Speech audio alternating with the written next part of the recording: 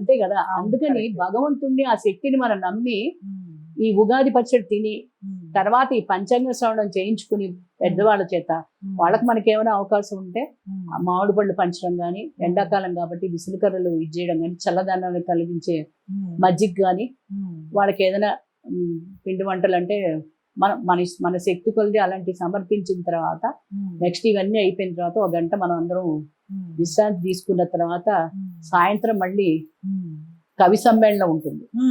కవి సమ్మేళనం చేసుకోవాలి. కవులందరూ ఉగాది గురించి, మన సృష్టి రహస్యాల గురించి రకరకాల ఒకళ్ళు ఎవరి మేధస్సు ఎవరి ఆలోచన శక్తి ప్రకారం వాళ్ళు మనకి చెప్తూ ఉంటారు. అలాగా కవి సమ్మేళనం ఖచ్చితంగా ఆ కవుల్ని పెద్దల్ని మనం సత్కరించడం. ఈ మధ్య సత్కరించడాలు అంటే శాలువా కప్పడం, వాళ్ళకి ఏదో మనం తోచింది ఏదో వాళ్ళకి పండో ఫలమో ఏదో ఇవ్వడం, అలాంటిది జరుగుతుంది. అది మన ఉగాది పండగ ప్రాశస్తం. అంటే ప్రతి ఒక్కళ్ళు జరుపుకోవచ్చు. ఎందుకంటే దీనికి పెద్ద డబ్బుతో కూడుకున్నది అనేది లేదు. కొత్త బట్టలు అనేది ఆ పరిస్థితులు బట్టి వాళ్ళు వేసుకుంటారు లేదు. ఎందుకంటే ఇప్పుడు సామాన్యమైన ప్రజలు కూడా సంపాదించుకుంటున్నారు. ఆలోచన శక్తి పెరిగింది. ఆ పండగకి ఏం చేసుకోవాలి ఏంటి అనేది ఇప్పుడు మన రాష్ట్రంలోనే కాదు, కేరళ రాష్ట్రమును, మహారాష్ట్ర, మధ్యప్రదేశ్, ఇంకా అన్ని చోట్ల అస్సాము ఉగాది రకరకాలుగా సౌరమానం ప్రకారం చాంద్రమాన ప్రకారం ఎలా కావాలంటే అలాగే ఏం మారవని చెప్పాను కాబట్టి ఆ టైములు మారుతాయి. అంటే ఇవాళ ఉగాది ఇవాళ జరుపుకుంటే మనం వాళ్ళు ఇంకో రోజు జరుపుకుంటారు, ఆ రోజు ఆ తిథి రోజు.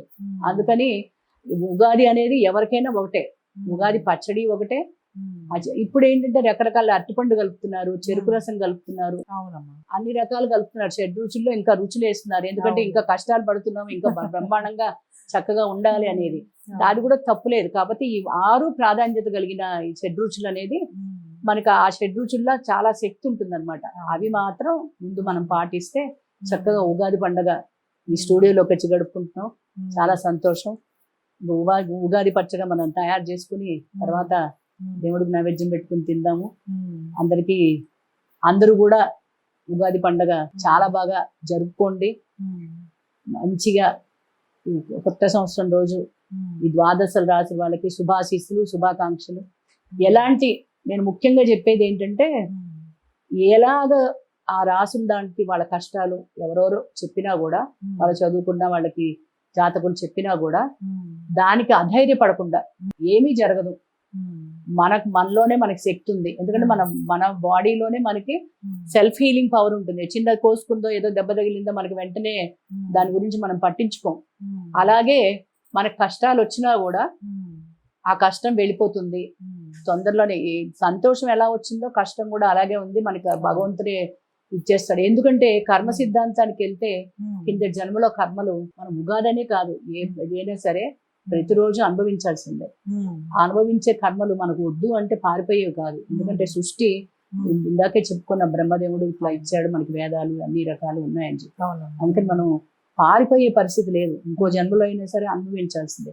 కాకపోతే ఉత్కృష్టమైన మానవ జన్మ పొందాం కాబట్టి మనం విచక్షణతోటి ఎవరిని ఏమి బాధ పెట్టకుండా, మనకు తెలిసి మనం ఎవరిని బాధ పెట్టకుండా మనకి వీలైనంతగా సహాయం చేస్తూ, అది మాట సహాయం అవ్వచ్చు, ఆర్థిక సహాయం అవ్వచ్చు, ఆర్థిక సహాయం అవ్వచ్చు, మాకేం తెలియదని ఎవ్వరు కూడా ఎదిగిన కొద్దీ ఒదిగుండాలని చెప్పేసి తల ఉంచి ఎవరైనా ఏదైనా అడిగినా కూడా మనకు తెలిసిన విజ్ఞానాన్ని 10 మందికి పంచి వాళ్ళకు కూడా ఆలోచించే శక్తి మనం ఇవ్వాలని చెప్పేసి ఇది స్టూడియో ముఖంగా అందరికీ చెప్తూ, ఇంకా నాకు తెలిసిన విషయాలు నన్ను అడుగుతున్నారు కాబట్టి మళ్ళీ వచ్చే ఎపిసోడ్స్ లో మళ్ళీ తెలియపరుస్తానని.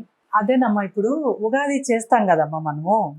ఉగాది చేసినప్పుడు ఉగాది పచ్చడి కానీ లేకుంటే మనం బొబ్బట్లు అంటాం కదమ్మా, భక్షాలు అంటాం. ఇప్పుడు ఆ భక్షాలు మళ్ళీ ఉగాది పచ్చడి ఇవన్నీ కలిపి అమ్మవారికి నైవేద్యంగా పెట్టచ్చా అమ్మా? పెట్టచ్చు, ఏదైనా పెట్టచ్చు. అమ్మవారు తీసుకుందంటూ ఏం లేదు. మనం తినేదే పెడతాం. అమ్మవారు తింటుందా లేదా అనేది ఏదో రూపంలో. ఇప్పుడు పితృదేవతలకి పెడతారు, పితృదేవతలు వచ్చి తినరు. ఆ రోజు పిండాలు అవన్నీ పెడతారు కదా. ఇప్పుడు అలాగే ఒక హవిస్సు రూపంలో, అంటే ఒక హవిస్సు అంటే బూడిదని మనం అనకూడదు. ఆ హవిస్సు అంటే పవిత్రమైంది. ఏదో ఒక రూపంలో ఆ అమ్మవారు తీసుకెళ్తుంది. అమ్మవారు అంటే అర్ధనారీశ్వర తత్వం. ఎందుకంటే అంత ముందు కూడా నేను చెప్పాను, బ్రహ్మదేవుడు నాలుక మీద సరస్వతికి స్థానం ఇచ్చాడు, లక్ష్మీదేవికి హృదయంలో స్థానం ఇచ్చాడు, శివుడు పార్వతికి అర్ధనారీశ్వ తత్వం ఇచ్చాడు. అందుకని మహిళా సాధికారత లేదు, ఈ గొడవలు కొట్లాట్లు ఏం అక్కర్లేదు, ఆ 33% రిజర్వేషన్లు అక్కర్లేదు, మనకు మనమే శక్తివంతులం. అందుకని ఏది కావాలంటే మన శక్తి కొలది అక్కడ ఉన్న మన పరిస్థితులను బట్టి, ఆర్థిక పరిస్థితులు బట్టి, మన ఆరోగ్య పరిస్థితులను బట్టి మనం ఆ పిండి వంటలు చేసుకుంటూ, ఎందుకంటే అమ్మవారికి చాలా ఇష్టం బొబ్బట్లు. నాకు కూడా బొబ్బట్లు ఇష్టమే.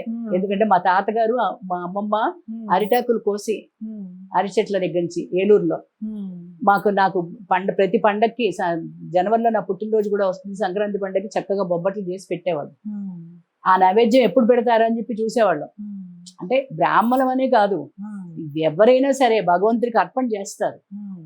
ఆ అర్పణ చేసిన తర్వాత ఆ భగవంతుడి ప్రసాదంగా నైవేద్యంగా మనం తీసుకుంటే మనకి చక్కగా ఆరోగ్యం కలుగుతుంది.